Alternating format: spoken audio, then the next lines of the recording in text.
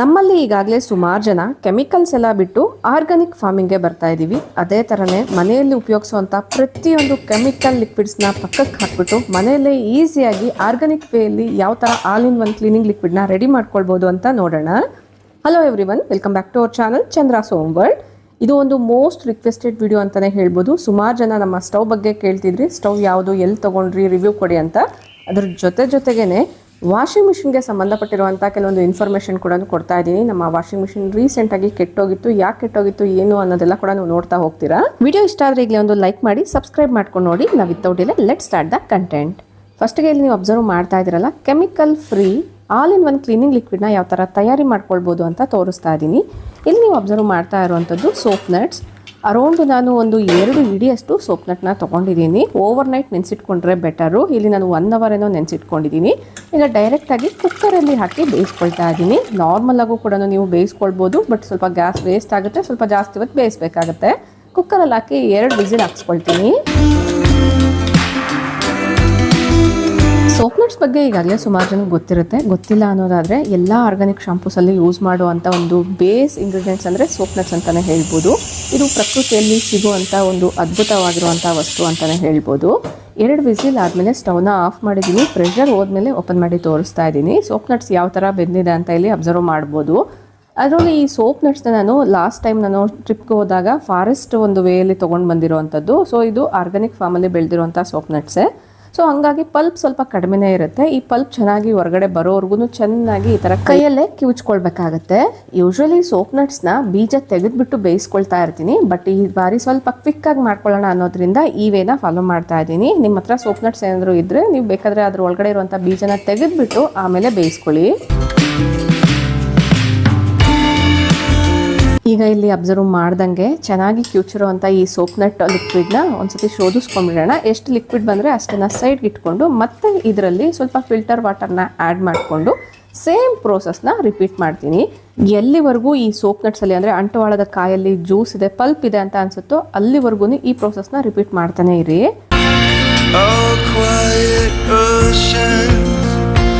Starting ಒಂದು 2ರಿಂದ 3 ಸತಿ ನೀರನ್ನ ಹಾಕಿ ಕಿವುಚಿದಾಗ ಗಟ್ಟಿಯಾಗಿರುವಂಥ ಜ್ಯೂಸ್ ಬರುತ್ತೆ. ಲಾಸ್ಟ್ ಎಂಡ್ ಆಗ್ತಾ ಇದ್ದಂಗೆ ತೆಳುವಾಗಿರುವಂಥ ಜ್ಯೂಸ್ ಬರುತ್ತೆ. ಅಲ್ಲಿಗೆ ನೀವು ಸ್ಕಿಪ್ ಮಾಡಬೇಕಾಗತ್ತೆ.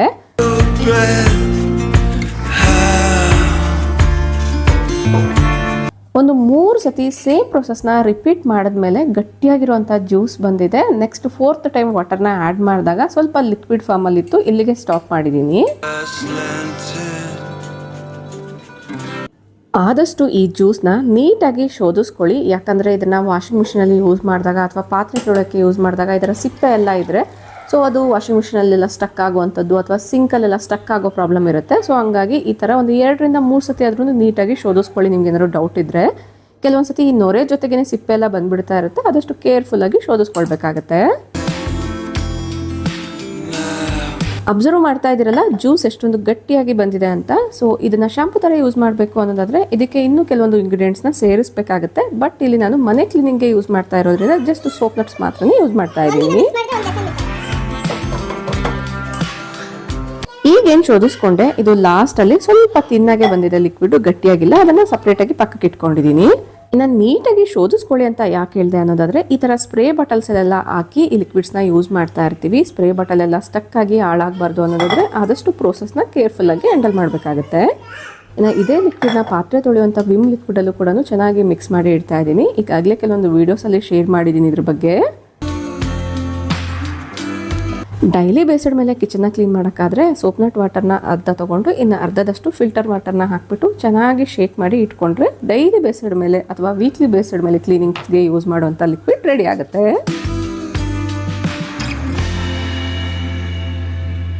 ಕೌಂಟರ್ ಮೇಲೆ ಲಿಕ್ವಿಡ್ನ ಸ್ಪ್ರೇ ಮಾಡಿ ಒಂದ್ಸತಿ ವೈಪ್ ಮಾಡಿದ್ದೀನಿ. ಅಬ್ಸರ್ವ್ ಮಾಡ್ತಾ ಇರ್ಬೋದು ಎಷ್ಟೊಂದು ಶೈನಿಯಾಗಿ ಕಾಣಿಸ್ತಾ ಇದೆ ಅಂತ.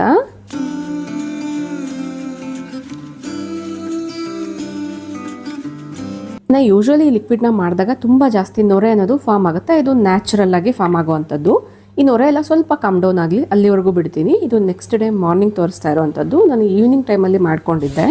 ಈಗ ಮಾರ್ನಿಂಗ್ ಟೈಮ್ ನೋಡ್ತಿದ್ದೀರಲ್ವ ಎಷ್ಟೊಂದು ಕಲರ್ಫುಲ್ಲಾಗಿ ಕಾಣಿಸ್ತಾ ಇದೆ ಅಂತ. ತುಂಬ ತಿಕ್ಕಾಗಿರೋದ್ರಿಂದ ಒಳ್ಳೆ ರೀತಿಯಾಗಿರುವಂಥ ಲಿಕ್ವಿಡ್ ಅನ್ನೋದು ರೆಡಿ ಆಗಿದೆ.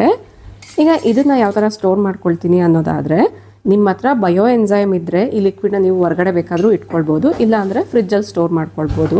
ಬಟ್ ಈ ಲಿಕ್ವಿಡ್ನ ನಾನು ಸುಮಾರು ತಿಂಗಳುಗಳಿಂದ ವರ್ಷದಲ್ಲಿ ಆಗಾಗ ಮಾಡಿಕೊಂಡು ಯೂಸ್ ಮಾಡ್ತಾ ಇದ್ದೀನಿ. ಬಟ್ ಈ ಲಿಕ್ವಿಡ್ನ ನಾನು ಹೊರಗಡೆ ಇಟ್ಟರು ಅಂದರೆ ಸ್ಪ್ರೇ ಬಾಟಲಲ್ಲಿ ಹಾಕಿ ಹೊರಗಡೆ ಇಟ್ಟರು ಕೂಡ ಅರೌಂಡ್ 1 ಮಂತ್ ಆದರೂ ಕೂಡ ಯಾವುದೇ ಥರದ ಪ್ರಾಬ್ಲಮ್ ಆಗಿಲ್ಲ. ಬಟ್ ಇದರ ಒಂದು ಇಂಗ್ರೀಡಿಯೆಂಟ್ಸ್ ಏನಿರುತ್ತೆ ಅದರ ಪ್ಯೂರಿಟಿ ಹಂಗೆ ಇರಬೇಕು ಅನ್ನೋದಾದರೆ ಫ್ರಿಜ್ಜಲ್ಲಿ ಸ್ಟೋರ್ ಮಾಡ್ಕೊಂಡ್ರೆ ಬೆಟರು, ಇಲ್ಲ ಅಂದರೆ ಬಯೋ ಎನ್ಸೈಮ್ನ ಮಿಕ್ಸ್ ಮಾಡ್ಕೊಳ್ಳಿ.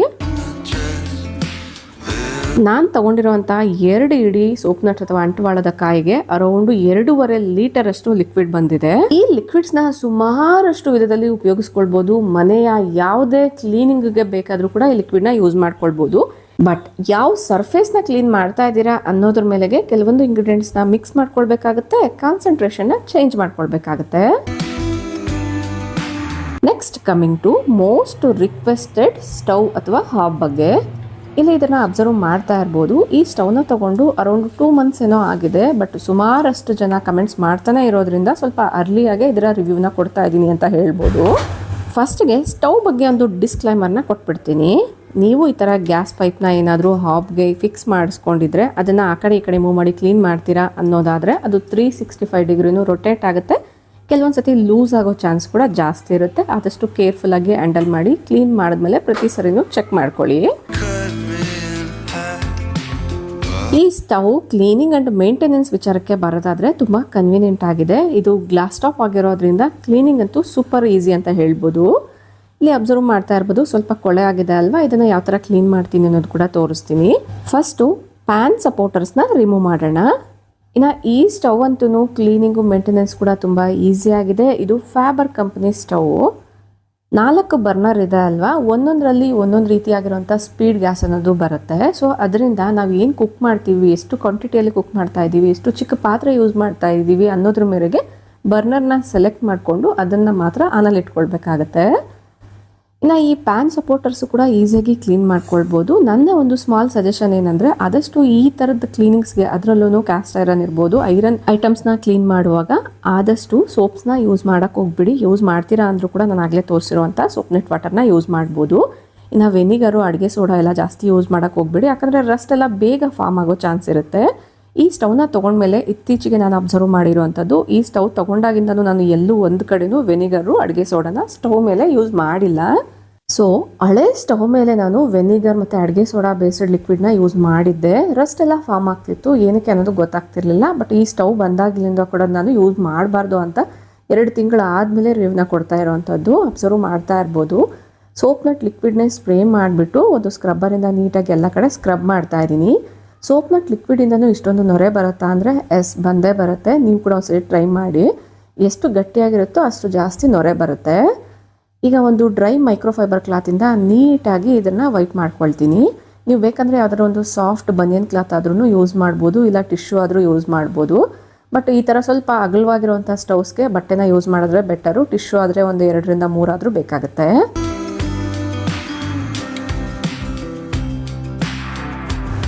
ಫೈನಲಿ ಫ್ರಂಟ್ ಪಾರ್ಟ್ನ ಕ್ಲೀನ್ ಮಾಡಿದ್ದಾಯಿತು. ಸ್ಟವ್ ತಗೊಂಡಾಗ್ಲಿಂದ ಕೂಡ ನಾನು ಬರ್ನರ್ಸ್ನ ಯಾವ ಥರ ಕ್ಲೀನ್ ಮಾಡ್ತಿದ್ದೀನಿ ಅಂತ ತೋರಿಸ್ತೀನಿ. ಯೂಶ್ವಲಿ ಏನಾದ್ರು ಸಿಡಿದಾಗ ಬರ್ನರ್ ಮೇಲೆ ಆ ಮಾರ್ಕ್ಸ್ ಆಗಿರುತ್ತೆ ಅಲ್ವಾ, ಇದರಿಂದ ನಾನು ಇಮ್ಮಿಡಿಯೇಟಾಗಿ ಅಂದರೆ ಆವತ್ತಿನ ದಿನಾನೇ ಪೂರ್ತಿ ಕೂಲ್ ಆದಮೇಲೆ ಒಂದು ತೇವದ ಬಟ್ಟೆಯಿಂದ ವೈಪ್ ಮಾಡ್ಕೊಳ್ತೀನಿ. ಇನ್ನು ಇಲ್ಲಿ ಅಬ್ಸರ್ವ್ ಮಾಡ್ಬೋದು, ಬರ್ನರ್ನ ರಿಮೂವ್ ಮಾಡಿದ್ಮೇಲೆ ಎಲ್ಲೂ ಕೂಡ ಸಣ್ಣ ಕೊಳೆ ಅನ್ನೋದು ಹೋಲ್ಸಲಿ ಕಾಣಿಸ್ತಿಲ್ಲ. ಇನ್ನು ಆದಷ್ಟು ಈ ಥರ 4 ಬರ್ನರ್ ಸ್ಟವ್ನ ಅಡ್ವಾಂಟೇಜ್ ಏನು ಅನ್ನೋದಾದರೆ, ಈ ಬರ್ನರ್ಸಲ್ಲೆಲ್ಲ ಕೂಡ ವೇರಿ ಇರುತ್ತೆ. ಅಂದರೆ ಸೈಜ್ ವೈಸು ಎಷ್ಟು ಕ್ವಾಂಟಿಟಿಯಲ್ಲಿ ಅಡುಗೆ ಮಾಡ್ತಾ ಇದ್ದೀವಿ, ಎಷ್ಟು ಜನಕ್ಕೆ ಮಾಡ್ತಾ ಇದ್ದೀವಿ, ಎಷ್ಟು ಚಿಕ್ಕ ಪಾತ್ರೆ ಯೂಸ್ ಮಾಡ್ತಾ ಇದ್ದೀವಿ, ಲೋ ಫ್ಲೇಮಲ್ಲಿ ಇಡ್ತಿದ್ದೀವಿ, ಹೈ ಫ್ಲೇಮಲ್ಲಿ ಇಡ್ತಿದ್ದೀವಿ, ಮೀಡಿಯಂ ಫ್ಲೇಮ್ ಬೇಕಾ ಅನ್ನೋದ್ರ ಮೇರೆಗೆ ನಾವು ಬರ್ನರ್ನ ಸೆಲೆಕ್ಟ್ ಮಾಡ್ಕೊಳ್ಬೋದು. ಸೊ ಬರ್ನರ್ಸಲ್ಲಿ ಸ್ವಲ್ಪ ವೇರಿಯೇಷನ್ಸ್ ಇರೋದ್ರಿಂದ ಯಾವುದೇ ಕಾರಣಕ್ಕೂ ಉಕ್ಕೋ ಚಾನ್ಸೇ ಇರಲ್ಲ ಕರೆಕ್ಟಾಗಿ ನಾವು ಫಾಲೋ ಮಾಡಿದ್ರೆ. ಬ್ಯಾಕ್ ಸೈಡ್ ಟರ್ನ್ ಮಾಡಿದ್ಮೇಲೆ ಈ ಥರ ಕಾಣಿಸುತ್ತೆ. ಈ ಥರ ವೈರ್ಸ್ ಎಲ್ಲ ಕಾಣಿಸ್ಬಾರ್ದು ಅಂದರೂ ಕೂಡ ಸ್ಟವ್ಸಲ್ಲಿ ಸುಮಾರಷ್ಟು ಆಪ್ಷನ್ಸ್ ಇದೆ. ಬಟ್ ಕಾಸ್ಟ್ ವೈಸ್ ಸ್ವಲ್ಪ ವೇರಿಯೇಷನ್ಸ್ ಇರುತ್ತೆ. ಇನ್ನು ಈ ಥರ ಏನು ವೈರ್ಸ್ ಎಲ್ಲ ಕಾಣಬಾರ್ದು, ಹೈಡ್ ಆಗಿರಬೇಕು, ಪ್ಲೈನ್ ಆಗಿರಬೇಕು ಅನ್ನೋದಾದರೆ ಕಾಸ್ಟ್ ಸ್ವಲ್ಪ ಜಾಸ್ತಿ ಇರುತ್ತೆ. ಇಲ್ಲ ಇದಕ್ಕೂ ಅದಕ್ಕೆ ಕಂಪ್ಯಾರಿಸನ್ ಹೇಳೋದಾದರೆ ಒಂದು 5000 ಆದರೂ ಮಿನಿಮಮ್ ಡಿಫ್ರೆನ್ಸ್ ಅನ್ನೋದು ಇದ್ದೇ ಇರುತ್ತೆ. ಈ ಸ್ಟವ್ನ ಡೈರೆಕ್ಟಾಗಿ ಕೌಂಟರ್ ಮೇಲಾದರೂ ಇಟ್ಕೊಳ್ಬೋದು, ಇಲ್ಲ ಆ ಕೌಂಟರ್ ಸರ್ಫೇಸ್ನ ನೀವು ಕಟ್ ಮಾಡಿಸಿ ಆಪ್ ಥರ ಕೂಡ ಯೂಸ್ ಮಾಡ್ಕೊಳ್ಬೋದು. ಸ್ಟವ್ ಬ್ಯಾಕ್ ಸೈಡ್ ಅಬ್ಸರ್ವ್ ಮಾಡೋದಲ್ಲ, ಒಂಚೂರು ಕೂಡ ಕೊಳೆ ಆಗಿಲ್ಲ. ಅರೌಂಡ್ 2 ಮಂತ್ಸಿಂದ ನಾನು ಒಂದು ಸತಿನೂ ಇದುವರೆಗೂ ಕ್ಲೀನ್ ಮಾಡಿಲ್ಲ. ಫಸ್ಟ್ ಟೈಮ್ ಬ್ಯಾಕ್ ಸೈಡು ಕೂಡ ಕ್ಲೀನ್ ಮಾಡ್ತಾ ಇರೋವಂಥದ್ದು. ಇನ್ನು ಸ್ಟವ್ನ ಪಕ್ಕಕ್ಕೆ ಇಟ್ಬಿಟ್ಟು ಈ ಗೋಡೆಗಳಿರ್ಬೋದು, ಸ್ಟವ್ ಇಡೋವಂಥ ಏರಿಯಾನೆಲ್ಲ ಕೂಡ ಒಂದ್ಸತಿ ವೈಪ್ ಮಾಡ್ಕೊಳ್ತಾ ಇದ್ದೀನಿ.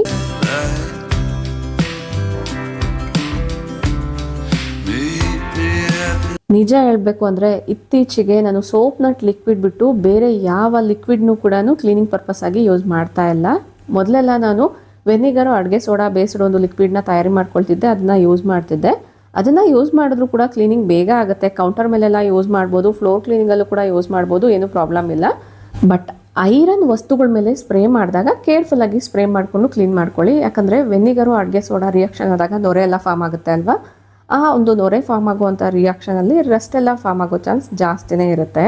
ಇಮ್ಮಿಡಿಯೇಟಾಗಿ ನಿಮ್ಗೆ ಗೊತ್ತಾಗಿಲ್ಲ ಅಂದ್ರೂ ಈ ಐರನ್ ವಸ್ತುಗಳ ಮೇಲೆ, ಕ್ಯಾಸ್ಟ್ ಐರನ್ ವಸ್ತುಗಳ ಮೇಲೆ ಸ್ವಲ್ಪ ಲೇಟಾಗಿ ಆದರೂ ಕೂಡ ರಸ್ಟ್ ಅನ್ನೋದು ಫಾರ್ಮ್ ಆಗ್ತಾ ಇರುತ್ತೆ. ಸೊ ಹಂಗಾಗಿ ನೀವು ಬೇರೆ ಯಾವುದೇ ವಸ್ತುಗಳ ಮೇಲೂ ಕೂಡ ನೀವು ಆ ಒಂದು ಲಿಕ್ವಿಡ್ನ ಸ್ಪ್ರೇ ಮಾಡ್ಕೊಳ್ಬೋದು. ಬಟ್ ಈ ಥರ ಕ್ಯಾಸ್ಟ್ ಐರನ್ ಎಲ್ಲ ಕ್ಲೀನ್ ಮಾಡೋಕ್ಕೆ ಸೋಪ್ ನಟ್ ಲಿಕ್ವಿಡ್ ಆದರೆ ಬೆಸ್ಟ್ ಅಂತ ಹೇಳ್ಬೋದು. Next coming to stove usage. ಇದು ಬಂದು ಫ್ಯಾಬರ್ ಕಂಪ್ನಿದು 4 ಬರ್ನರ್ ಸ್ಟವ್ ಆಗಿರುತ್ತೆ. ಇಲ್ಲಿ ನೋಡ್ತಾ ಇರ್ಬೋದು, ನಾಬ್ಸ್ ಕೂಡ ಕೊಟ್ಟಿದ್ದಾರೆ, ತುಂಬಾ ಕನ್ವಿನಿಯೆಂಟ್ ಆಗಿದೆ. ನಾವು ಒಂದೊಂದು ಬರ್ನರ್ಗೆ ಒಂದೊಂದು ನಾಬ್ನ ಕೊಟ್ಟಿದ್ದಾರೆ. ಇಲ್ಲಿ ನೋಡಿ, ಈ ಥರ ಒಂದು ಕಡೆಯಿಂದ ಡಿಸಿಪ್ಲೈನ್ಡ್ ಆಗಿ ಅರೇಂಜ್ ಆಗಿರುತ್ತೆ.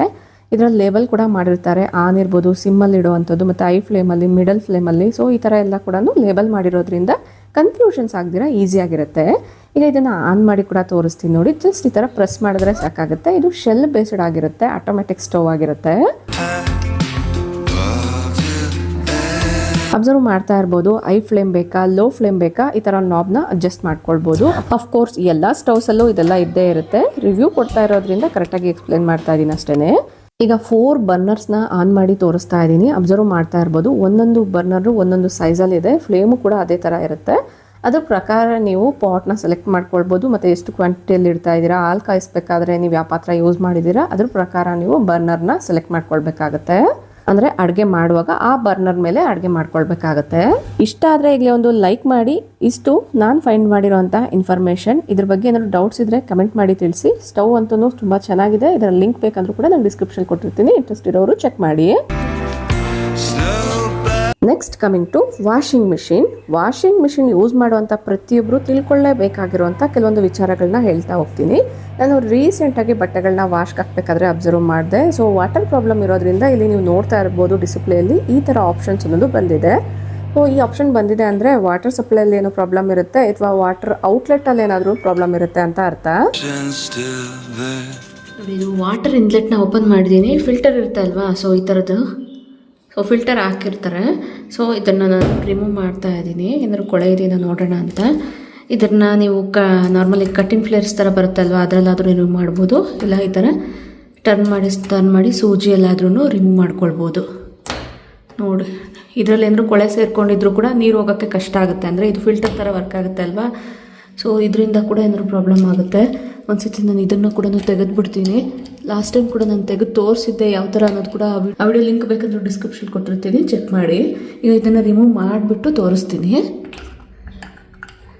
ನೋಡಿ ಇಷ್ಟೊಂದು ಬ್ಲಾಕ್ ಆಗಿದೆ ಅಂತ. ಈಗ ಇದನ್ನೆಲ್ಲ ಕ್ಲೀನ್ ಮಾಡಿಬಿಡ್ತೀನಿ. ಒಂದ್ಸತಿ ಕ್ಲೀನ್ ಮಾಡ್ಕೊಂಡಿದ್ದಾಯಿತು. ಎಲ್ಲ ಅದನ್ನು ಹಂಗೆ ಫಿಕ್ಸ್ ಮಾಡ್ಕೋಬೇಕಾಗತ್ತೆ. ಒಂಚೂರು ಆಚೀಚೆ ಆದರೂ ಕೂಡ ಸರಿಯಾಗಿ ಕ್ಲೋಸ್ ಆಗಲ್ಲ. ನೀಟಾಗಿ ನೋಡ್ಕೊಂಡು ಫಿಕ್ಸ್ ಮಾಡ್ಕೊಳ್ಳಿ.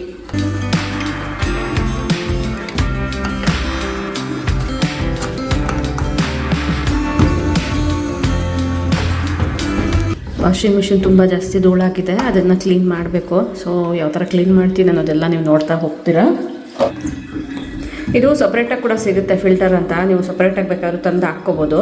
ನಾವು ಇದನ್ನು ತೊಗೊಂಡು ಬಂದಾಗ ಡೆಮೋ ಕೊಡ್ತಾರಲ್ಲ, ಸೊ ಅವ್ರ ಹತ್ರನೇ ಹಾಕ್ಸ್ಕೊಂಡಿರೋವಂಥದ್ದು. ಲಾಸ್ಟ್ ವಿಡಿಯೋಗೂ ಸುಮಾರು ಜನ ಕಮೆಂಟ್ ಮಾಡಿದ್ರಿ, ಸೊ ಅದಕ್ಕೋಸ್ಕರ ಇನ್ಕ್ಲೂಡ್ ಮಾಡ್ತಾ ಇದ್ದೀನಿ. ಈಗ ಇದನ್ನೆಲ್ಲ ಚೇಂಜ್ ಮಾಡಿದ್ದೀನಿ. ಒಂದ್ಸರಿ ಮಿಷಿನ್ ಎಲ್ಲ ರನ್ ಮಾಡಿ ನೋಡ್ತೀನಿ ವರ್ಕ್ ಆಗುತ್ತಾ ಇಲ್ವಾ ಅಂತ. ವರ್ಕ್ ಆಗಿದ್ರೆ ಓಕೆ, ಇಲ್ಲ ಅಂದರೆ ಟೆಕ್ನಿಷಿಯನ್ನ ಕರೆಸ್ಬೇಕಾಗುತ್ತೆ. ಮತ್ತು ಒನ್ಸ್ ನಾನು ಬಟ್ಟೆ ಕೂಡ ಮಿಷಿನ್ಗೆ ಹಾಕಿ ನೋಡ್ತೀನಿ ಏನೇನು ಪ್ರಾಬ್ಲಮ್ ಆಗುತ್ತೆ ಅಂತ. ಯಾಕಂದರೆ ಅವ್ರಿಗೆ ಕ್ಲಿಯರಾಗಿ ಎಕ್ಸ್ಪ್ಲೇನ್ ಮಾಡಬೇಕಾಗತ್ತೆ ಅಲ್ವಾ, ಏನೇನು ಪ್ರಾಬ್ಲಮ್ ಫೇಸ್ ಮಾಡ್ತಿದ್ದೀವಿ ಅಂತ. ಸೊ ಹಾಗಾಗಿ ಮತ್ತೆ ನಾನು ಇದನ್ನ ಯಾವ ಥರ ಕ್ಲೀನ್ ಮಾಡ್ತೀನಿ ಅನ್ನೋದ್ರಲ್ಲಿ ಫೈನಲಿ ಟೆಕ್ನಿಷಿಯನ್ನ ಕರೆಸಲೇಬೇಕಾಯಿತು. ನಮ್ಗೆ ಗೊತ್ತಿರೋರೇ ಆಗಿರೋದ್ರಿಂದ ಫೋನ್ ಮಾಡೋಷ್ಟರಲ್ಲಿ ಇಮಿಡಿಯೇಟ್ ಆಗಿ ಬಂದು ಚೆಕ್ ಮಾಡಿದ್ರು. ಇಲ್ಲಿ ನೀವು ಅಬ್ಸರ್ವ್ ಮಾಡ್ತಾ ಇರ್ಬೋದು, ಕಾಣಿಸ್ತಿದೆ ಈ ಗ್ರೇ ಕಲರ್ದು, ಅದು ಒಂದು ಸ್ವಲ್ಪ ಈ ರೀತಿ ಮೂವ್ ಆಗ್ತಿದೆ ಅಲ್ವಾ. ಸೊ ಅಲ್ಲಿ ಸ್ವಲ್ಪ ಪ್ರಾಬ್ಲಮ್ ಇದೆ ಅಂತ ಗೊತ್ತಾಯಿತು. ಬಟ್ ಡಿಸ್ಪ್ಲೇಲಿ ಕಾಣಿಸ್ತಾ ಇದ್ದಿದ್ದಂಥದ್ದು ವಾಟರ್ ಪ್ರಾಬ್ಲಮ್ ಇದೆ ಅಂತ ಅಲ್ವಾ, ವಾಟರ್ ಔಟ್ಲೆಟಲ್ಲಿ ಪ್ರಾಬ್ಲಮ್ ಇತ್ತು. ಇನ್ನು ನಾನು ಒಂದು ವಾರದಿಂದ ಈ ಮಿಷಿನಲ್ಲಿ ಏನೇನು ಪ್ರಾಬ್ಲಮ್ನ ಅಬ್ಸರ್ವ್ ಮಾಡ್ತಾ ಇದ್ದೀನಿ ಅದನ್ನೆಲ್ಲ ಡೀಟೇಲ್ ಆಗಿ ಇಲ್ಲಿ ಹೇಳ್ತಾ ಇದ್ದೀನಿ. ಪ್ರಾಬ್ಲಮ್ ಕಾಣಿಸ್ಕೊಂಡಾಗಿಂದ ಅಷ್ಟು ಶೇಕೆ ಆಗ್ತಿಲ್ಲ. ಅದು ಮೊದಲು ಸ್ವಲ್ಪ ಜಾಸ್ತಿ ಶೇಕ್ ಆಗ್ತಿತ್ತು, ರಿನ್ಸ್ ಆದಮೇಲೆ ಡ್ರೈ ಆಗೋವಾಗ. ಯೂಶ್ವಲಿ ಈ 10 ವರ್ಷದಿಂದ ಕೂಡ ಹೊರಗಡೆಯಿಂದ ಅಥವಾ ಟೆಕ್ನಿಷಿಯನ್ ಕಡೆಯಿಂದ ವಾಷಿಂಗ್ ಮಿಷಿನ್ ಡೀಪ್ ಕ್ಲೀನ್ ಇರ್ಬೋದು ಸರ್ವಿಸ್ ಅನ್ನೋದು ನಾನು ಮಾಡಿಸಿಲ್ಲ. ಸಾಮಾನ್ಯವಾಗಿ ಮನೆಯಲ್ಲೇ ನಾನು ಕೆಲವೊಂದು ಲಿಕ್ವಿಡ್ಸ್ನ ಯೂಸ್ ಮಾಡಿಬಿಟ್ಟು ವಾಷಿಂಗ್ ಮಿಷಿನ್ ಡೀಪ್ ಕ್ಲೀನಿಂಗ್ ಅನ್ನೋದು ಮಾಡ್ಕೊಳ್ತಾ ಇರ್ತೀನಿ. ನಾನು ಆಗಲೇ ಹೇಳಿದೆ ಅಲ್ವಾ, ವಾಟರು ವೆನಿಗರ್ ಅದನ್ನೆಲ್ಲ ಯೂಸ್ ಮಾಡಿ ಮಾಡ್ತಿರ್ತೀನಿ. ಇನ್ನು ವಾಟರ್ ಔಟ್ಲೆಟಲ್ಲಿ ಪ್ರಾಬ್ಲಮ್ ಇದೆ ಅಂತ ಹೇಳಿದೆ ಅಲ್ವಾ, ಈ ಥರ ವಾಟರ್ ಔಟ್ಲೆಟ್ಸ್ ಇರುತ್ತೆ ಅಲ್ವಾ, ಇದನ್ನು ನಾವು ಡೈರೆಕ್ಟಾಗಿ ಒಳಗಡೆ ಹಾಕಿರ್ತೀವಿ, ಅಂದರೆ ಔಟ್ಲೆಟ್ ಒಳಗಡೆ ಹಾಕಿರ್ತೀವಿ. ಸೊ ಅದು ಬ್ಲಾಕ್ ಆಗಿ ಕೂಡ ವಾಟರ್ ಹೊರಗಡೆ ಹೋಗಿಲ್ಲ ಮಿಷಿನಿಂದ ಅಂದರೆ ವಾಟರ್ ಮತ್ತೆ ಒಳಗಡೆಗೆ ಬರಲ್ಲ, ಅಂದರೆ ಇಂಟೇಕ್ ತೊಗೊಳ್ಳಲ್ಲ ಅದು. ಸೊ ಹಂಗಾಗಿ ನನಗೆ ಕೆಲವೊಂದು ಪ್ರಾಬ್ಲಮ್ ಆಗ್ತಿತ್ತು. ಹೆಂಗೂ ನನಗಿದು ಸ್ವಲ್ಪ ಲಕ್ಕಿ ಅಂತಲೇ ಹೇಳ್ಬೋದು, ಯಾಕಂದರೆ ಗ್ರೇ ಕಲರ್ ಏನಿದೆ ಅದು ಜಾಸ್ತಿ ಶೇಕ್ ಆಗ್ತಿತ್ತು. ಅದು ಶೇಕ್ ಆಗ್ತಾ ಇರೋ ಕಾರಣ ಕೆಳಗಡೆ 1-2 ಶಾರ್ಕ್ ಅಬ್ಸಾ ಅಂತಲೂ ಏನೋ ಹೇಳಿದ್ರು, ಅದನ್ನು ಚೇಂಜ್ ಮಾಡಬೇಕು, ಇಲ್ಲಾಂದರೆ ಅದೇ ಥರ ಶೇಕ್ ಆಯಿತು ಅನ್ನೋದಾದರೆ ಸ್ವಲ್ಪ ಜಾಸ್ತಿ ಡ್ಯಾಮೇಜ್ ಆಗೋ ಚಾನ್ಸ್ ಇರುತ್ತೆ ಅಂತ. ಇನ್ನು ಈ ಔಟ್ಲೆಟ್ ಪೈಪ್ನ ಕ್ಲೀನ್ ಮಾಡೋದಕ್ಕೋಸ್ಕರ ನಾರ್ಮಲಾಗಿ ಆರ್ಪಿಕ್ ಬರುತ್ತೆ ಅಲ್ವಾ ಬ್ಲೂ ಕಲರ್ದು, ಅದನ್ನೇ ಯೂಸ್ ಮಾಡಿದ್ರು, ತುಂಬ ನೀಟಾಗಿ ಕ್ಲೀನ್ ಆಯಿತು. ಇನ್ನು ಅದಕ್ಕೆ ಬೇಕಾಗಿರುವಂಥ ಮೆಟೀರಿಯಲ್ ಆಗಲೇ ಹೇಳ್ದೆ ಅಲ್ವಾ, ಶಾರ್ಕ್ ಅಬ್ಸಾ ಅಂತ ಏನೋ ಮೆನ್ಷನ್ ಮಾಡಿದ್ರು ಅಂತ, ಆ ಮೆಟೀರಿಯಲ್ನ ತಂದಿರಲಿಲ್ಲ. ಸೊ ನೆಕ್ಸ್ಟ್ ಡೇ ತೊಗೊಂಡು ಬನ್ನಿ ಅಂತ ಹೇಳಿದ್ವಿ. ಫೈನಲಿ ನೆಕ್ಸ್ಟ್ ಡೇ ಬಂದು ಫಿಕ್ಸ್ ಮಾಡ್ತಿದ್ದಾರೆ. ಡ್ರಮ್ ಎಲ್ಲನೂ ನೀಟಾಗಿ ಓಪನ್ ಮಾಡಿ ಎಲ್ಲದನ್ನು ಒಂದು ಸತಿ ಚೆಕ್ ಮಾಡಿ ಒಂದೇ ಸತಿ ಅದನ್ನೆಲ್ಲ ಫಿಕ್ಸ್ ಮಾಡಿಕೊಟ್ರು. ಇನ್ನು ಇಲ್ಲಿ ಅಬ್ಸರ್ವ್ ಮಾಡಿದ್ರೆ ರಬ್ಬರ್ ಎಲ್ಲನೂ ಓಪನ್ ಮಾಡ್ತಿದ್ದಾರೆ. ಆ್ಯಕ್ಚುಲಿ ನಮ್ಮ ಮನೆಯವ್ರು ಕೊಟ್ಟು ವಿಡಿಯೋ ಶೂಟ್ ಮಾಡೋಕ್ಕೆ ಹೇಳಿದ್ದೆ, ಸೊ ಹಂಗಾಗಿ ವರ್ಟಿಕಲ್ ಆಗಿ ಶೂಟ್ ಮಾಡಿದ್ದಾರೆ. ಇನ್ನು ಮೆಟೀರಿಯಲ್ ಹಾಕಬೇಕು ಅಂತ ಹೇಳಿದ್ನಲ್ವಾ, ಸೊ ಇಲ್ಲಿ ನೋಡ್ತಾ ಇರ್ಬೋದು ಯೆಲ್ಲೋಯಿಶ್ ಇರೋವಂಥದ್ದು. ಸೊ ಆ ಬ್ಲಾಕ್ ಇದೆ ಅಲ್ವಾ, ಸೊ ಅದನ್ನೇ ಚೇಂಜ್ ಮಾಡಬೇಕಾಗಿರೋವಂಥದ್ದು. ಇಲ್ಲಿ ನೀವು ನೋಡ್ತಾ ಇರುವಂಥದ್ದು ಹಳೇದು ಬ್ಲಾಕ್ ಒನ್ನು, ಯೆಲ್ಲೋಯಿಶ್ ಇದೆ ಅಲ್ವಾ ಅದು ಹೊಸದು. 2 ಸೈಡು ಕೂಡ ಹಾಕಬೇಕಾಗತ್ತೆ ನೋಡಿ, ಆ ಕಡೆ ಕಾರ್ನರಲ್ಲೊಂದು ಈ ಕಡೆ ಕಾರ್ನರಲ್ಲೊಂದು ಹಾಕ್ತಾರೆ. ಅದೊಂದು ರೀತಿ ಹ್ಯಾಂಗ್ ಮಾಡಿ ಇಟ್ಕೊಳ್ಳುತ್ತೆ. ಡ್ರಮ್ ಎಲ್ಲ ಕೂಡ ಟರ್ನ್ ಆಗಬೇಕಾದ್ರೆ ಸ್ಪೀಡಲ್ಲೆಲ್ಲ ಮೂವ್ ಆಗ್ತಿರುತ್ತೆ ಅಲ್ವಾ, ಸೊ ಅದು. ಸೊ ಅವ್ರು ಹೇಳಿದ ಪ್ರಕಾರ ನಮ್ಮ ಮನೆಯಲ್ಲಿರುವಂಥ ಮಿಷಿನ್ ನೀಟಾಗಿ ವೆಲ್ ಮೇಂಟೈನ್ಡ್ ಆಗಿ ಕ್ಲೀನಾಗಿರೋದ್ರಿಂದನೇ ಇಷ್ಟು ವರ್ಷಗಳ ಕಾಲ ಬಾಳಿಕೆ ಬಂದಿದೆ ಅಂತ ಹೇಳಿದ್ರು. ಅದನ್ನು ಕೇಳಿದಾಗ ತುಂಬಾ ಖುಷಿ ಆಯಿತು. ಇನ್ನು ಒಂದು ಸತಿ ವಾಷಿಂಗ್ ಮಿಷಿನ್ನ ಕ್ಲೀನ್ ಮಾಡ್ಕೊಂಬಿಡೋಣ ಅಂತ ಸೋಪ್ನೆಟ್ ವಾಟರ್ನ ಯೂಸ್ ಮಾಡ್ತಾ ಇದ್ದೀನಿ. ವೆನಿಗರ್ ಲಿಕ್ವಿಡ್ ಕೂಡ ಯೂಸ್ ಮಾಡ್ಬೋದು, ಇದಕ್ಕೆ ಯಾವುದೇ ರೀತಿ ಪ್ರಾಬ್ಲಮ್ ಇರಲ್ಲ. ಫಸ್ಟಿಗೆ ನಾನು ಡಿಟರ್ಜೆಂಟ್ ಡಿಸ್ಪೆನ್ಸರ್ನ ಕ್ಲೀನ್ ಮಾಡ್ಕೊಂಡ್ಬಿಡ್ತೀನಿ. ಇದನ್ನು ರಿಮೂವ್ ಮಾಡೋದು ಯಾವ ಥರ ಅಂದರೆ, ನೀವೇನಾದ್ರು ಹೊಸದಾಗಿ ನಮ್ಮ ಚಾನಲ್ನ ವಿಸಿಟ್ ಮಾಡ್ತಾ ಇದ್ದರೆ ವಾಷಿಂಗ್ ಮಿಷಿನಲ್ಲಿ ಏನೇನು ಪಾರ್ಟ್ಸ್ ಇರುತ್ತೆ ಅದನ್ನು ಯಾವ ಥರ ಕ್ಲೀನ್ ಮಾಡಬೇಕು, ಮಿಷಿನಲ್ಲಿ ಯಾವ್ಯಾವ ಬಟ್ಟೆಗಳನ್ನ ಯಾವ ಥರ ವಾಶ್ ಮಾಡಬೇಕು ಅನ್ನೋದನ್ನು ಈಗಾಗಲೇ ಡೀಟೇಲ್ ಆಗಿ ವೀಡಿಯೋಸ್ನ ಶೇರ್ ಮಾಡಿದ್ದೀನಿ. ಲಾಂಡ್ರಿ ಪ್ಲೇಲಿಸ್ಟ್ನ ಚೆಕ್ ಮಾಡಿದ್ರೆ ನಿಮಗೆ ಎಲ್ಲ ಇನ್ಫಾರ್ಮೇಷನ್ ಕೂಡ ಸಿಗುತ್ತೆ. ಅದರ ಲಿಂಕ್ ಬೇಕಂದ್ರೂ ಮೇಲೆ ಕಾಣಿಸ್ತಾ ಇರೋಂಥ ಐ ಕಾರ್ಡಲ್ಲಿ ಕೊಟ್ಟಿರ್ತೀನಿ, ಇಂಟ್ರೆಸ್ಟ್ ಇರೋರು ಚೆಕ್ ಮಾಡಿ. ಡಿಟರ್ಜೆಂಟ್ ಡಿಸ್ಪೆನ್ಸರ್ನ ಕ್ಲೀನ್ ಮಾಡಿಕೊಂಡು ಅಲ್ಲೂ ಕೂಡ ಒಂದು ಸತಿ ವೈಪ್ ಮಾಡ್ಕೊಂಡಿದ್ದೀನಿ. ಈಗ ನೀಟಾಗಿ ಫಿಕ್ಸ್ ಮಾಡ್ಕೊಳ್ತಾ ಇದ್ದೀನಿ. ನೆಕ್ಸ್ಟ್ ಕಮಿಂಗ್ ಟು ವಾಷಿಂಗ್ ಮಿಷಿನ್ನ ಮೇಲಿಂದ ಕೆಳಗಡೆವರೆಗೂ ಒಂದು ಸತಿ ನೀಟಾಗಿ ವೈಪ್ ಮಾಡ್ಕೊಳ್ತೀನಿ.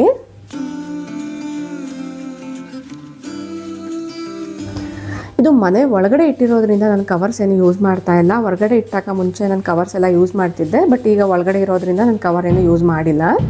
ಆಗಾಗ ಈ ಥರ ಲಿಕ್ವಿಡ್ಸಿಂದನೇ ವಾಷಿಂಗ್ ಮಿಷಿನ್ನ ಕ್ಲೀನ್ ಮಾಡ್ಕೊಳ್ತಾ ಇರ್ತೀನಿ. ಆದಷ್ಟು ನೀವು ಕೆಮಿಕಲ್ ಬೇಸ್ಡ್ ಲಿಕ್ವಿಡ್ಸ್ ಬದಲಾಗಿ ಮೈಲ್ಡ್ ಆಗಿರುವಂಥ ಲಿಕ್ವಿಡ್ಸ್ನ ಯೂಸ್ ಮಾಡೋದ್ರಿಂದ washing machine outer layer shine ಕೂಡ ತುಂಬ ಚೆನ್ನಾಗಿರುತ್ತೆ.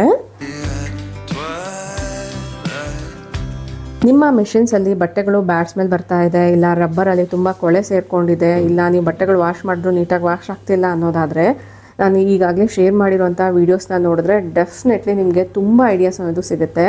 ಕೆಳಗಡೆ ಕೂಡ ವಾಟರ್ ಔಟ್ಲೆಟ್ ಇರುತ್ತೆ, ಅದನ್ನು ಈಗಾಗಲೇ ನಾನು ಕ್ಲೀನ್ ಮಾಡಿರೋದ್ರಿಂದ ಮತ್ತೊಮ್ಮೆ ಓಪನ್ ಮಾಡ್ತಾ ಇಲ್ಲ, ಅದಕ್ಕೋಸ್ಕರ ಇಲ್ಲಿ ತೋರಿಸ್ತಾ ಇಲ್ಲ. ಈಗಾಗಲೇ ಹಳೆ ವೀಡಿಯೋಸಲ್ಲೂ ಕೂಡ ಒಂದ್ಸತಿ ಶೇರ್ ಮಾಡಿದ್ದೀನಿ.